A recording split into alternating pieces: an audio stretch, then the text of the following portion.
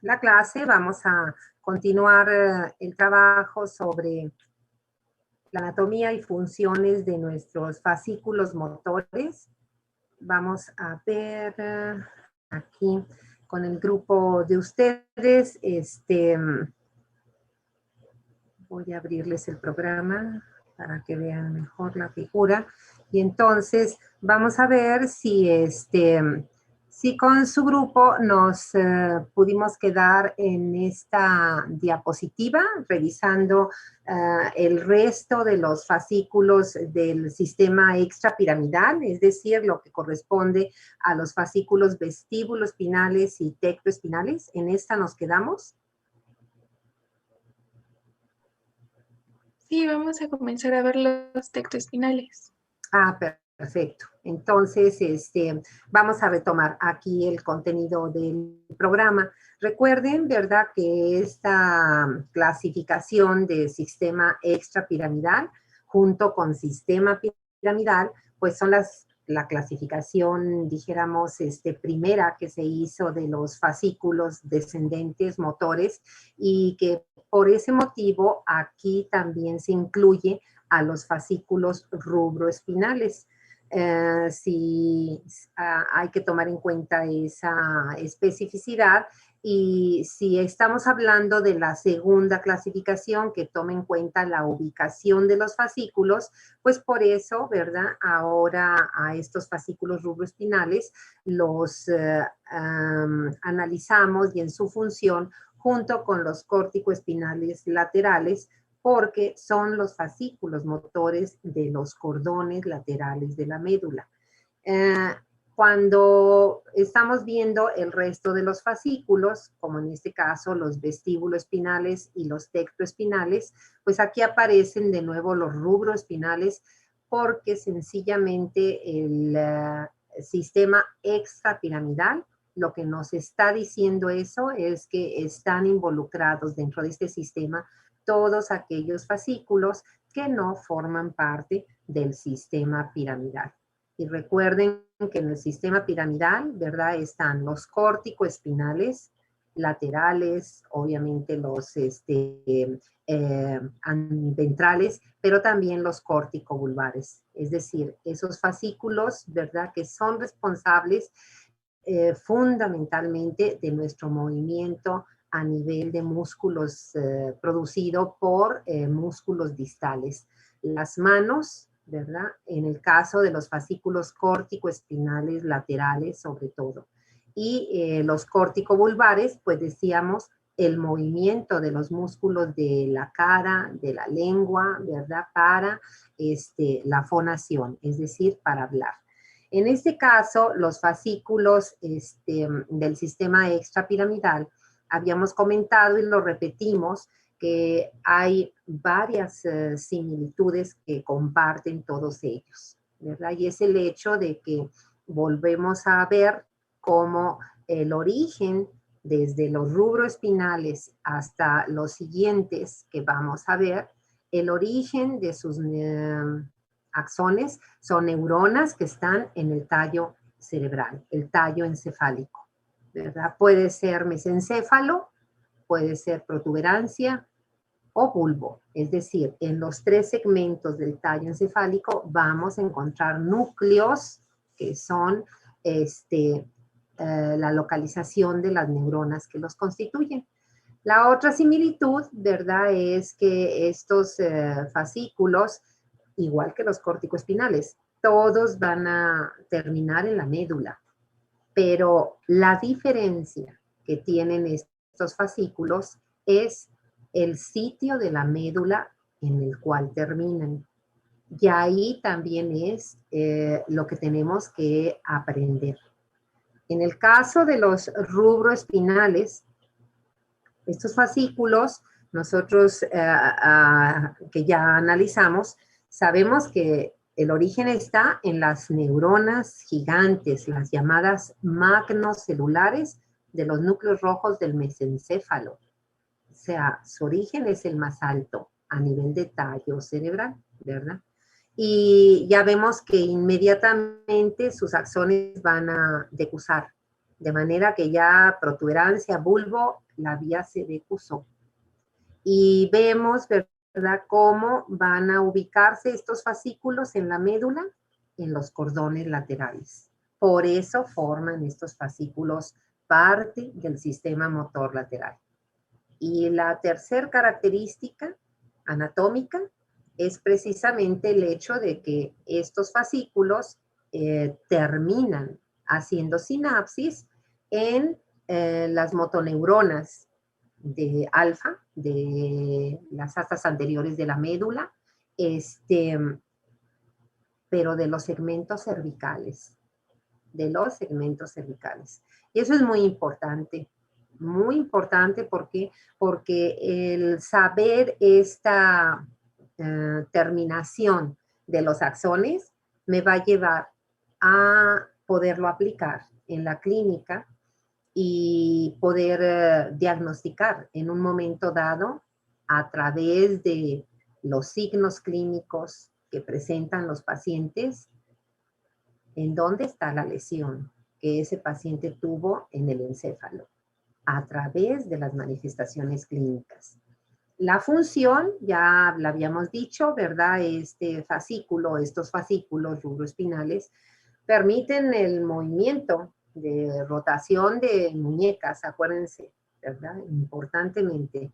Y también son fascículos que van a excitar o estimular a los músculos flexores y van a inhibir a los extensores.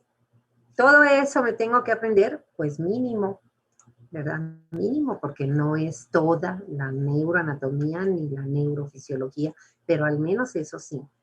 ¿Para qué? Para aplicarlo, ¿verdad? Primero para estudiarlo, aprenderlo y para aplicarlo. Si ahora llegamos a los vestíbulos espinales, pues es lo mismo, ¿verdad? ¿Qué tenemos que hacer o que conocer de la neuroanatomía?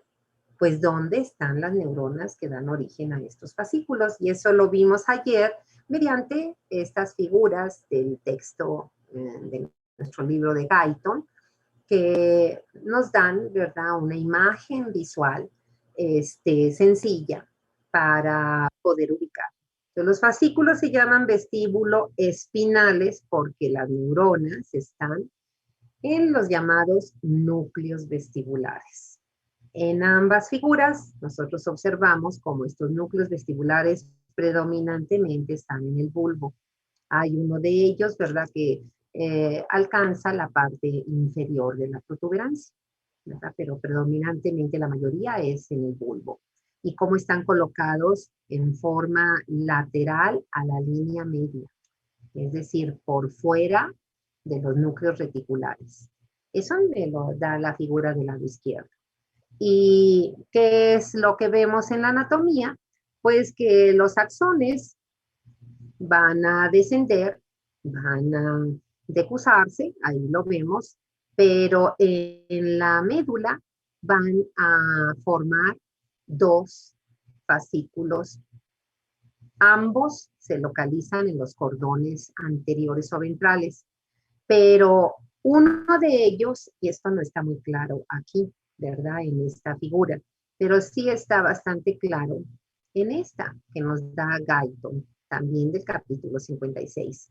Entonces dijimos, hay fascículos, aquí está nada más la mitad, acuérdense, es para no sobrecargar la figura, pero por supuesto que de la mitad izquierda también tiene lo mismo. Entonces aquí vemos cómo uno de los vestíbulos espinales se le puso como dijéramos identificación medial. Y eso medial lo que tenemos que entender es que está, ¿verdad?, exactamente al lado del surco medio anterior de los cordones ventrales o de la médula, ¿verdad? En la parte más profunda, o sea, cerca de la comisura gris. Ahí están los vestíbulos espinales mediales. Y los otros axones se ubican en las partes más laterales de los cordones ventrales.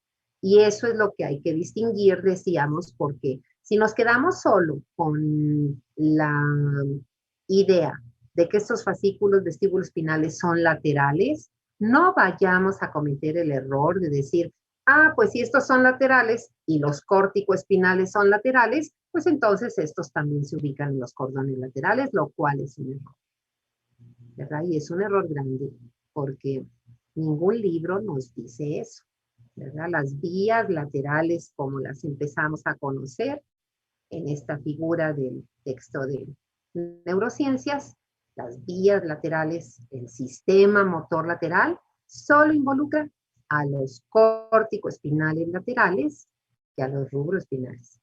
Entonces, aunque el vestíbulo espinal, ahí fíjense en este diagrama, en esta figura, no está puesto, ¿verdad? El nombre de medial y lateral, simplemente está señalado con unas líneas divergentes, uno y otro.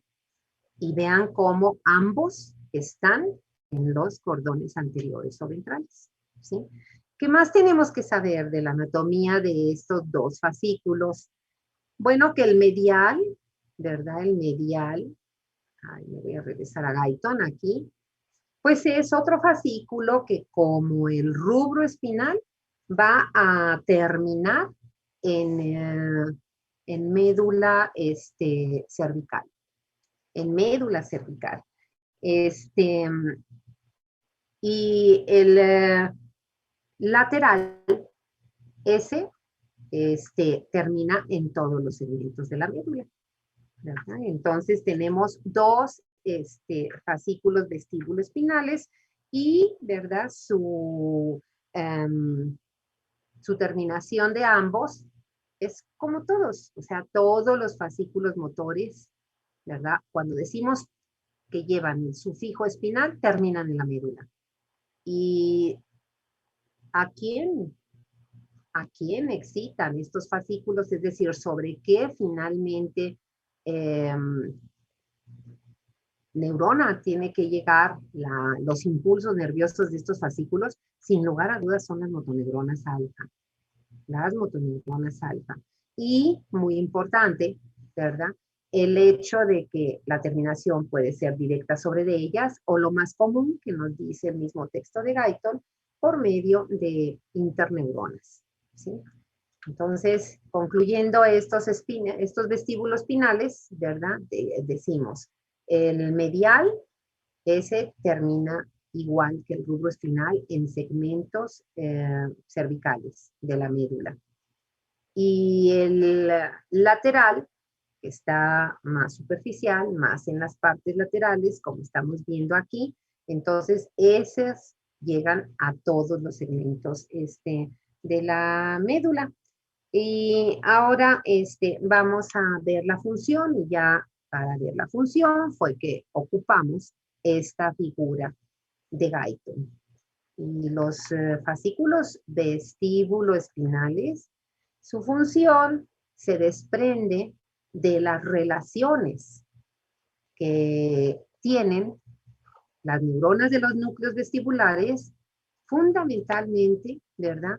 Con dos tipos de aferencias, o sea, de sinapsis, que ellos reciben y que ellos establecen, los núcleos vestibulares. Y entonces ahí ayer decíamos, unas aferencias muy importantes para la función de estos fascículos procede del aparato vestibular, del oído interno, ¿verdad? Donde tenemos los conductos semicirculares, las crestas, las ampollas, y tenemos ahí los receptores, pues para el equilibrio. Entonces el aparato vestibular. ¿A través de qué le llega esa información a los núcleos vestibulares? En la figura está puesto. A través de la rama vestibular del octavo par. Y por eso ahí dice nervios vestibulares. Es de uno y otro lado, ya lo sabemos, ¿sí? Y luego veamos cuál es la otra relación, como lo vimos ayer, con el cerebelo. Con el cerebelo. Inclusive la figura está también hecha que si nosotros lo observamos, vemos como de los núcleos vestibulares hay sinapsis, hay no cualquier parte, ¿verdad? Es decir, del cerebelo específicamente ahí, ¿verdad? Tenemos un señalado el lóbulo flóculo nodular, Y luego tenemos como de este lóbulo pasan sinapsis a los núcleos del techo fastigiales, ¿verdad? O fastigio, y se regresan a los núcleos vestibulares. Y entonces esos circuitos nos vuelven a mostrar que, por supuesto, que además del aparato vestibular del oído interno, además de los núcleos vestibulares, el cerebelo tiene una importante función en el equilibrio, una importante función de equilibrio, y por ello, como el cerebelo nos toca verlo como último tema de este capítulo, ya mañana, ¿verdad? O mañana, sí, ya mañana nos tocaría verlo. Entonces, vamos a ver cómo la lesión del cerebelo, por supuesto que va a alterar el equilibrio, ¿verdad? Y hay una manifestación clínica que es lo que lo demuestra. ¿Qué pasa con esto? Lo que dijimos ayer. En conclusión, estos fascículos vestíbulo-espinales van a controlar el equilibrio. Entonces, el medial, como termina en la región cervical, pues permite que hagamos movimientos de la cabeza para dirigir la mirada hacia un objetivo visual, que es importantísimo, ¿verdad? El estímulo visual para mantener el equilibrio. No sé si ustedes, por experiencia personal, hayan escuchado o lo hayan hecho, ustedes mismos lo recomienden, de que si te sientes mareado, fija tu vista en un objetivo que no se mueva, que no se mueva. Simplemente, no sé si han escuchado que cuando va uno en carretera, ¿verdad? En un carro, en un autobús, ¿verdad? Y me estoy empezando a marear, es que no veas a los lados, ve al frente, porque obviamente al frente es, aunque haya cierto cambio, pero es más probable que la imagen esté menos en movimiento que si volteamos a ver a los lados. Y entonces este fascículo medial, por eso termina ahí, ¿verdad? Entonces permite que movamos la cabeza y que fijemos la mirada en un determinado punto.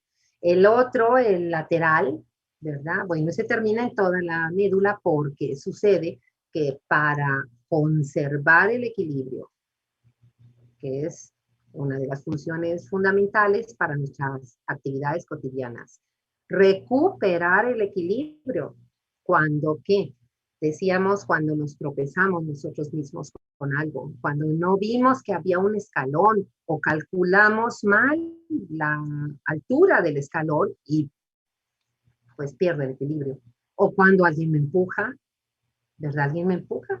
Y entonces, claro que la mayoría de las veces logro recuperar el equilibrio gracias a los reflejos vestibulares, que así se llaman.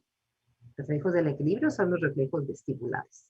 ¿Por qué? Porque vienen esos impulsos nerviosos a los músculos que debo contraer para que, pues si necesito para recuperar el equilibrio, extender el brazo izquierdo, flexionar el derecho, extender la pierna, todo lo que necesito hacer de movimiento viene a través de estos fascículos.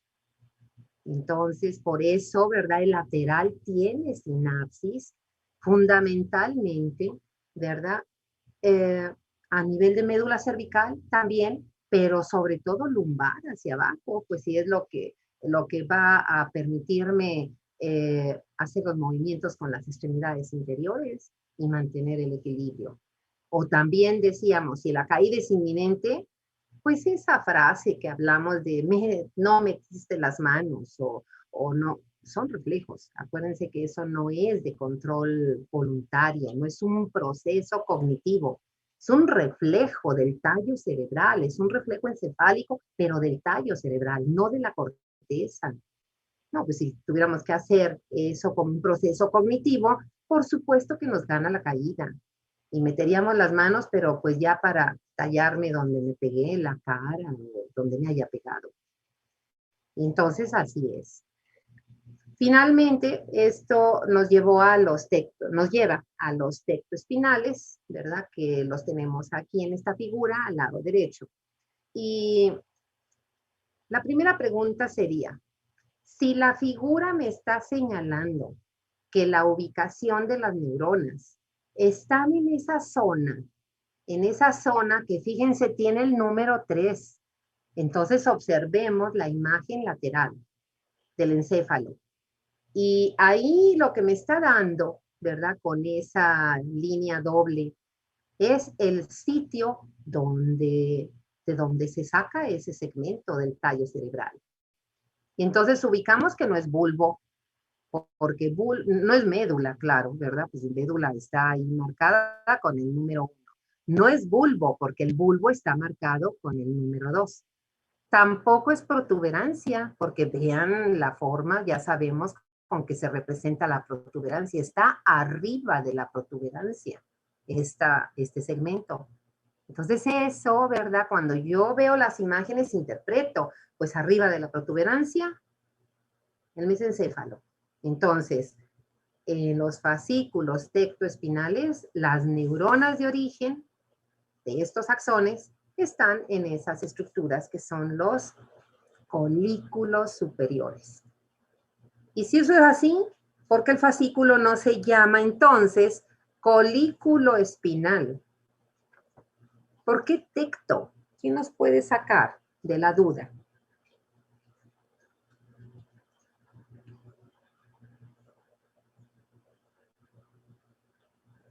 ¿Alguien?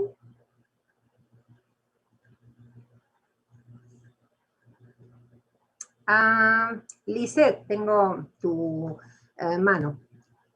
Sí, doctora, es porque esa parte del mesencéfalo se divide en dos. Uno es el tectum, que es la parte posterior, y ahí es donde están los colículos. Entonces, fíjense, gracias, Lisette, ¿verdad? Así es, ¿verdad? El tecto es porque toma el prefijo de esa zona que Lisette nos acaba de aportar, del tectum,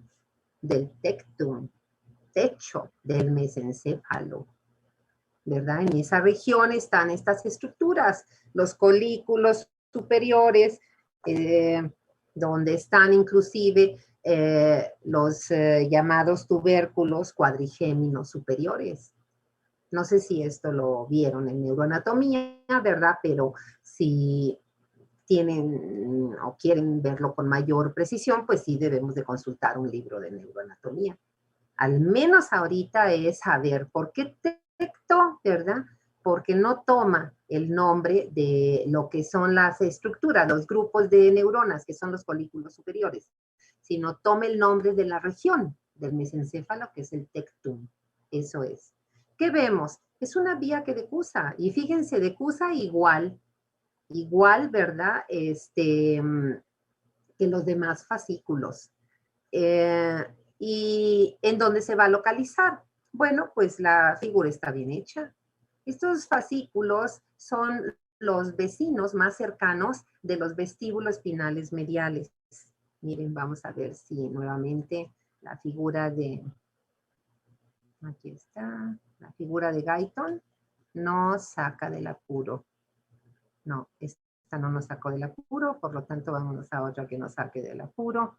Entonces es la figura de neurociencias. Aquí está, miren, ahí arriba, obviamente estamos hablando de columnas anteriores, ventrales, ¿no? Entonces ahí arriba tenemos los dos fascículos más mediales, los vestíbulos espinales mediales, y abajito de ellos, los tectoespinales. Ahí están, ¿verdad?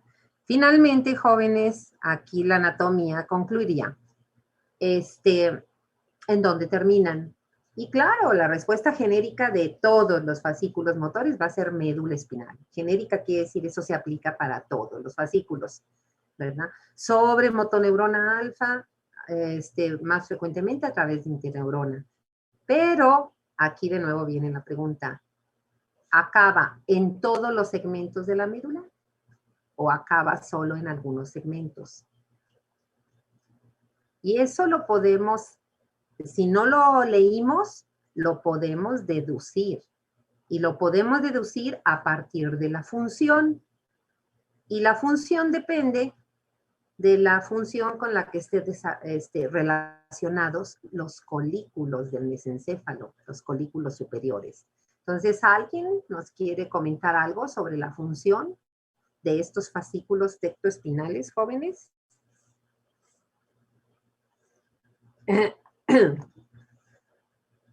¿Alguien nos quiere comentar?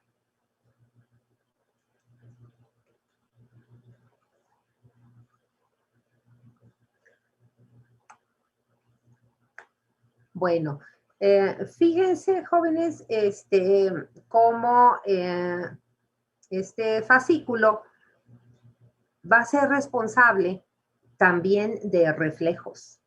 Reflejos que producen como movimiento, rotación de la cabeza y de los ojos hacia donde proviene un estímulo visual, auditivo o inclusive hasta somático. ¿Por qué? Porque los colículos superiores reciben información visual, inclusive hasta, dijéramos, muy anterior, la retina, de la corteza visual, ¿sí? Y también auditiva. Y entonces, no sé si ustedes recuerden, pero si nosotros escuchamos un sonido extraño o un sonido de alta intensidad atrás de nosotros, o al lado derecho, o al lado izquierdo, inclusive tampoco es una respuesta por función cognitiva. No tengo que decirme, qué barbaridad, qué ruido tan raro, voy a voltear a ver qué es. No, ¿verdad? Oímos el sonido y a donde provenga, volteamos, ¿verdad? Y se acompaña de movimiento ocular también, pero sobre todo de rotación de la cabeza. Si viene de este lado, pues hacia acá, ¿verdad? Y si viene del otro, pues hacia el lado contrario. Y entonces, también los estímulos, ¿verdad? Decíamos visuales, auditivos, ruidos fuertes, extraños, estímulos luminosos, potentes, como por ejemplo, vamos caminando y de repente vemos un destello. Un destello, pues puede ser estos fuegos artificiales y volteamos. Esos son reflejos que son producidos por este fascículo. Y entonces, de ahí podemos terminar, ¿verdad? Diciendo, ¿en dónde terminará los axones de este fascículo en la médula? Quiero decir, ¿en qué segmentos de la médula? Jóvenes, ¿cuál es la respuesta? Pues a nivel cervical, ¿no? Claro. Y entonces vean cómo este fascículo como que tiene mucha similitud anatómica, no funcional, anatómica, ¿sí? Fíjense, ¿dónde están sus neuronas? En el mesencéfalo. ¿Qué otro fascículo también tuvo sus neuronas en el mesencéfalo?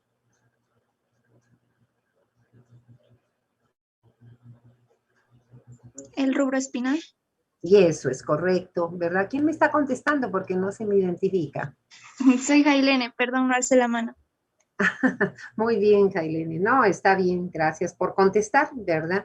Y este fascículo tiene mucha similitud anatómica con el rubro espinal. Los dos, su origen está en el mesencéfalo. Claro, cada quien tiene sus núcleos, sus propias neuronas, pero está en el mesencéfalo. Los dos decusan en el mesencéfalo, fíjense, ya habíamos dicho el otro también, ¿verdad? Y los dos terminan en médula cervical. Claro, la función no tiene nada que ver, ¿verdad? La función no tiene nada que ver porque yo no puedo decir que el rubro espinal sea responsable de los reflejos de rotación de cabeza, movimiento inclusive oculares y de la cabeza ante estímulos auditivos y visuales, no. No, ¿verdad? Porque pues los núcleos rojos no reciben esa información, ¿sí? Muy bien, jóvenes. Vamos a terminar y vamos a hacer la introducción a los últimos fascículos, que son precisamente los retículos espinales. Como ya se va a acabar el tiempo, solo nos va a dar tiempo de señalar. ¿Cuál es el origen? de los fascículos. Si el prefijo es retículo, es porque es algo que así se llama en el tallo cerebral. Al menos eso ya lo sé. ¿Y qué es ese algo que se llama retículo?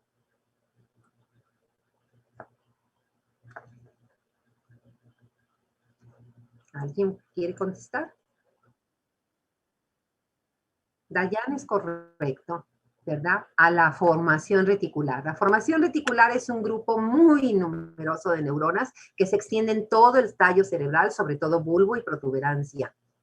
Y por eso se le llama formación y por eso reticular, como una red. Y tiene varios núcleos. Y entonces ahí en la figura, regresando, vamos a ver dónde están los núcleos de neuronas para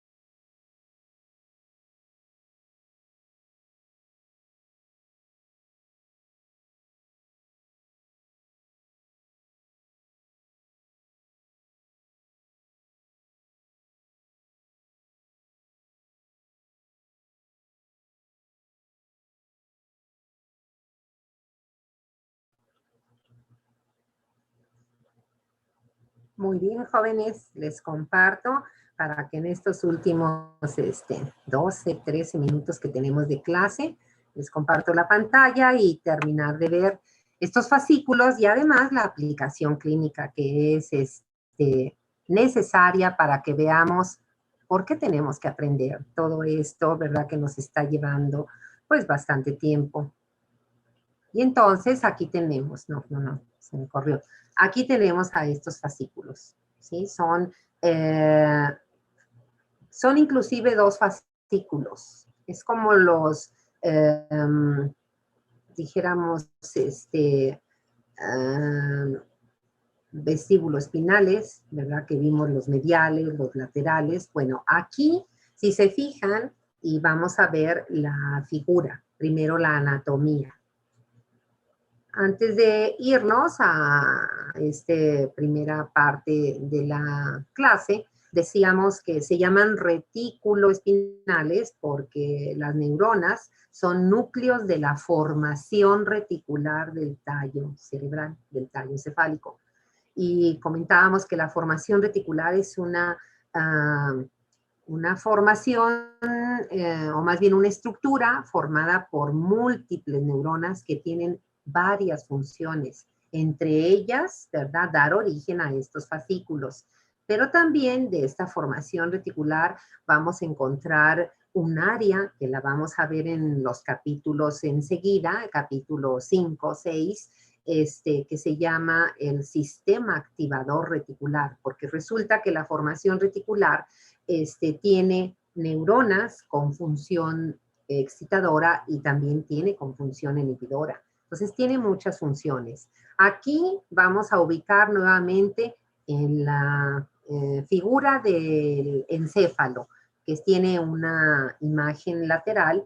Vamos a ubicar en dónde están, ¿verdad? En qué parte de la formación reticular del tallo cerebral están las neuronas. Otra vez, recuerden, ahí está. Con el número 1, pues es el nivel de médula espinal. Hasta ahí tienen que llegar los fascículos. Con el número 2, ahí tenemos la zona del bulbo raquídeo. Y con el número 3, pues tenemos la región de la protuberancia. Fíjense cómo no hay participación aquí del mesencéfalo, ¿sí? Y entonces, ¿qué vemos? Que precisamente Uno de los fascículos retículoespinales se le llama pontino. Es correcto también que ese término de pontino o ponto se lo ponga de prefijo. Eso quiere decir que puedo hablar de fascículos retículoespinales pontinos o puedo hablar de los fascículos pontino retículoespinales o ponto retículoespinales. O sea, es de las dos formas. Y este fascículo, si están viendo a color la imagen que les proyecto, pues está representado con una serie de círculos y líneas de color rojo. De color rojo. Entonces vean, ¿verdad?, cómo parten los axones de esos núcleos reticulares de la protuberancia. Y descienden, inclusive vean cómo no decusan, descienden y se ubican, vean la figura, en la médula. ¿Se ubican en dónde? Y la figura los tiene bien ubicados, jóvenes. Otra vez, en los cordones, ¿verdad?, anteriores o ventrales, porque estos fascículos forman parte de ese sistema motor, el ventromedial, como se le llama, ¿sí? Van a acabar igual que todos haciendo sinapsis con las motoneuronas alfa de la médula, ¿verdad? Por medio de interneuronas. Muy bien, vamos a ver el otro, jóvenes. Y el otro, ¿verdad? El otro fascículo, el retículo espinal vulvar, que también le puedo llamar, ¿verdad? Fascículo bulbo retículo espinal. De las dos formas es correcta. Y entonces ahora vemos el origen.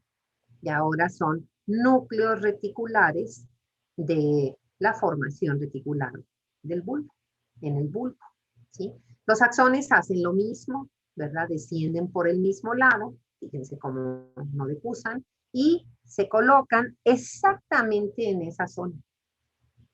Ahí la figura está bien hecha, ¿verdad? Y fíjense, por favor, y vean, ¿verdad?, cómo el pie de figura. ¿Quién nos lo quiere leer? Para que vayamos viendo de una manera general la función. ¿Quién quiere leer? ¿Quién nos traduce?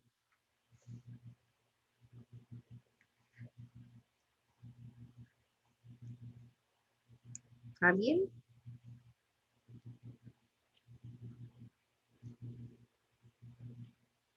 Brenda, te escuchamos, gracias. Sí, doctora. Nada más que mi internet está fallando un poco, a ver si me escucha bien. Ok, ahorita sí te oímos bien.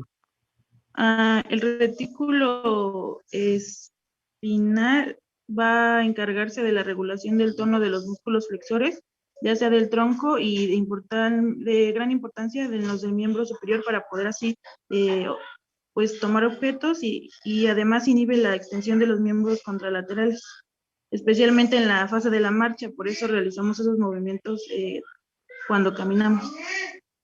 Ok, gracias. Fíjense, jóvenes, a ver, Shirel también levantó la mano. ¿Te oímos, Shirel? No sé si quería que leyera el pie de figura, doctora. Exacto. El tracto reticuloespinal puntino o medial y medular lateral. Estos componentes del sistema de control de la postura ventromedial, bueno, los componentes del sistema de control ventromedial de la postura del tronco y de los músculos antigravitatorios de las extremidades. Entonces, fíjense que eso es importante, jóvenes, porque en un aspecto general nos están diciendo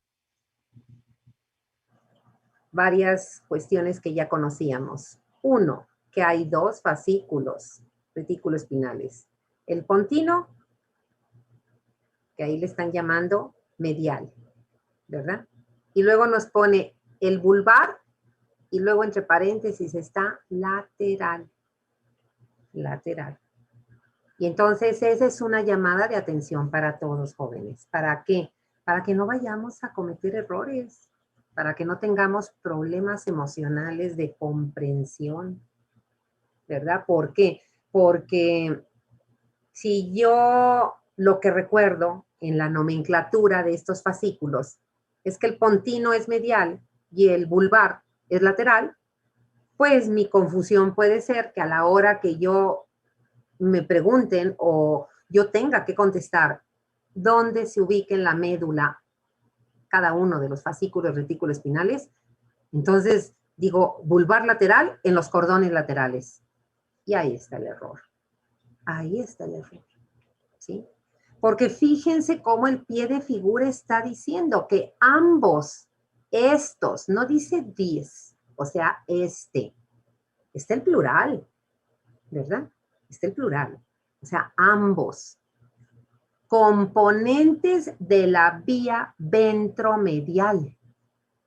Entonces, estos fascículos están formando parte de la vía ventromedial, jóvenes. Y lo que ahorita nos leyó Chirel, ¿verdad? Es que van a controlar. Y ahí dice, controlan la posición de nuestro tronco, ¿verdad? Y los músculos antigravitacionales de las extremidades. Jóvenes, ¿cuáles son los músculos gravitacionales? Antigravitacionales, perdón. ¿Cuáles son los músculos antigravitacionales? Los flexores y los extensores. ¿Contestaste tú, Mestli? Sí, doctora.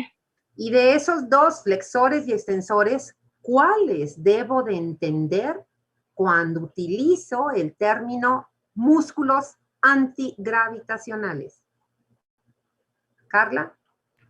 Sí, son los músculos extensores. Esto es correcto, jóvenes. Y eso es correcto. Fíjense cómo con la participación de todos ustedes sacamos el conocimiento, la información completa.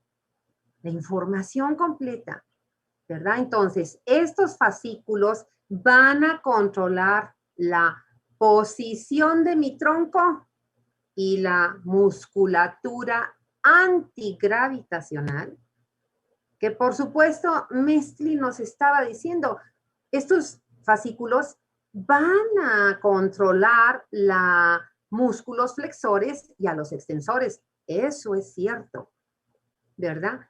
Pero aquí te están dando ya el enfoque predominante. Y el enfoque predominante es hacia los músculos extensores, porque esos son los antigravitacionales. ¿Por qué se les llama así, jóvenes?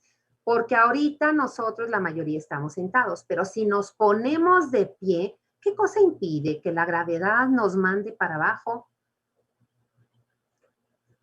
Háganlo ahorita que acabe la clase para ocupar estos últimos minutos en acabar la clase, el contenido. Pues que nos mantienen los músculos antigravitacionales extensores, mantienen extendida mi cabeza y mi cuello, mi tronco y mis extremidades inferiores. Entonces, los músculos extensores se contraen para mantenerme de pie y no caerme. Y entonces ya tenemos que ver aspectos específicos de cada uno de los fascículos, porque su trabajo es complementario. Entonces escuchamos a Sara. ¿Qué nos puedes decir, Sara? Sí, doctora, quería agregar que estos fascículos tienen una función antagonista, porque los pontinos se encargan de excitar a estos músculos antigravitatorios, mientras que los vulvares los relajan. Y eso es correcto. Exactamente es así. Y yo lo puedo expresar así como Sara ahorita lo mencionó, o puedo utilizar otras palabras siempre y cuando el significado sea el mismo. Y todos los libros nos dicen fascículos, retículos, espinales, pontinos, por supuesto que son o tienen efecto excitador. Inclusive, hace rato Mestli dijo, hacia músculos extensores y flexores. O sea, vayan viendo, es los retículos espinales pontinos, efecto excitador a los dos tipos de músculos, pero por supuesto que lo que dijo Sara, el predominio, quiere decir hacia qué músculos preferentemente, y ya lo escuchamos, hacia los extensores, porque son los antigravitacionales. Y como Sara nos dijo que son contrarios, o sea, tienen efecto contrario o opuesto, pues entonces los retículos espinales vulvares, jóvenes, ahora en lugar de excitar, pues el efecto es inhibir. ¿A quién van a inhibir? Y la respuesta es a los dos tipos de músculos, a los flexores y a los extensores. Ahora, ¿con qué predominio? Pues de los extensores. Entonces, un fascículo, fíjense, los dos tienen efectos sobre flexores y extensores, pero el predominio de su función es sobre extensores. Uno los va a contraer porque tiene efecto excitador, el otro los va a inhibir. ¿Y por qué tiene que ser así? Jóvenes, porque ya hemos dicho, movimiento alterno implica que los músculos agonistas se tengan que contraer y los antagonistas relajar. Por eso tenemos todo completamente organizado sin necesidad, ¿verdad?, de otras cosas, ¿sí? Entonces, esas son las características que tienen estos fascículos. Y fíjense con lo que terminamos.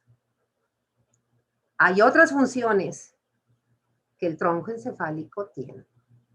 Otras funciones. Este es el último tema de este subtema 4.2.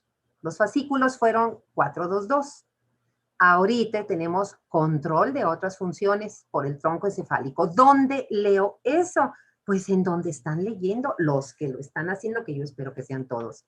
Capítulo 56 de Guyton.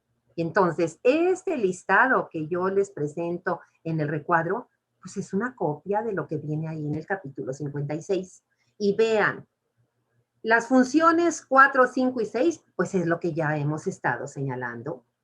Movimientos oculares de cabeza que tienen relación con el equilibrio. Pues esa es una participación del tronco encefálico a través de estos fascículos que hemos visto. Equilibrio, jóvenes, pues se lleva a la supremacía los vestíbulos espinales. Ya lo vimos, ¿verdad? Los que dijimos, los mediales que me permiten mover la cabeza para mover también movimientos oculares para el equilibrio. Los laterales, todo el demás organismo. Vámonos a las 3 primeras funciones, porque esas funciones no las vamos a poder explicar ahorita completamente. Y no porque no sean importantes, es importantísimo, pero ahí tenemos la unidad en donde vamos a hablar de qué cosa. Número 1, del control de la respiración, control nervioso de la respiración. ¿Quién lo realiza? Vean la figura que está en el ángulo superior a su derecha de la pantalla. Está ahí señalado con una flecha azul que yo les puse. Pues el control nervioso de la respiración lo realiza el llamado centro respiratorio.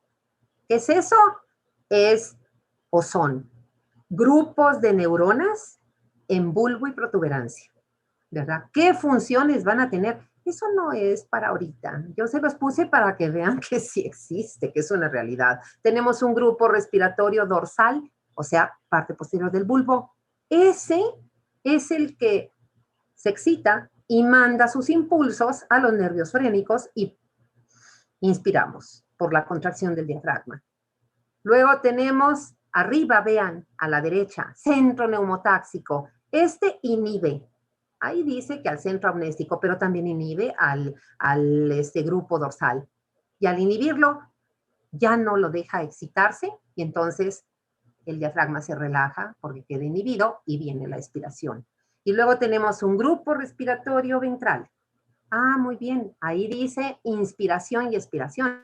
Claro, porque estas neuronas son las que nos permiten se puede decir, esa actividad extra cuando nuestra respiración es forzada. Como cuando hacemos ejercicio, cuando subimos escaleras, cuando hacemos algún deporte. Porque el de la inspiración, el grupo dorsal y el neumotáxico es el que tenemos activo ahorita, que estamos sentados y nuestra respiración es basal. Que al rato brincamos la cuerda, subimos escaleras, entonces entra el ventral.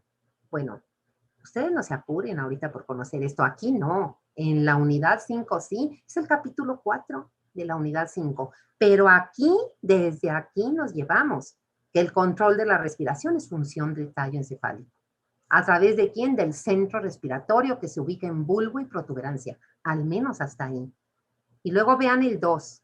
Control de la función cardiovascular. Ahora nos vamos a la figura que está en el ángulo inferior de la derecha. Tienes una flecha roja ahí que te está señalando. ¿Quién va a controlar a los vasos sanguíneos? En su diámetro. Va a regular la respuesta vasoconstrictora o vasodilatadora de los vasos sanguíneos. ¿Para regular a quién? Pues si son arterias, a la presión arterial. Y al corazón, pues resulta que ahí no se alcanza a ver en esa figura. Pero el centro, que se llama vasomotor, tiene un área de control cardíaco. Y entonces va a controlar la función de bomba del corazón. ¿Eso qué quiere decir? Unidad 4, pues es la unidad que sigue. Y cuando hablemos de control nervioso de la función cardíaca, ahí está, área cardíaca del centro vasomotor. Y cuando veamos control de la presión arterial, centro vasomotor del tallo cerebral, las dos regiones. Entonces sí tenemos que saber, al menos que ese control de función cardíaca y circulatoria, regulando frecuencia cardíaca, fuerza de contracción, diámetro vascular para regular la presión arterial, dependen de estas estructuras del tallo cerebral. Y finalmente, función digestiva. ¿Qué horas son? Ah, pues ya se nos acabó, ¿verdad? 3 segundos. Función digestiva dice parcial, por supuesto. Porque, por ejemplo, tránsito intestinal, vaciamiento gástrico, reflejo de defecación. Ah, no, pues eso no lo controla el tallo cerebral. Pero miren lo que está ahí. Es la flechita amarilla. Centro de la deglución. Y es el único que viene. Pero faltaría centro de la masticación.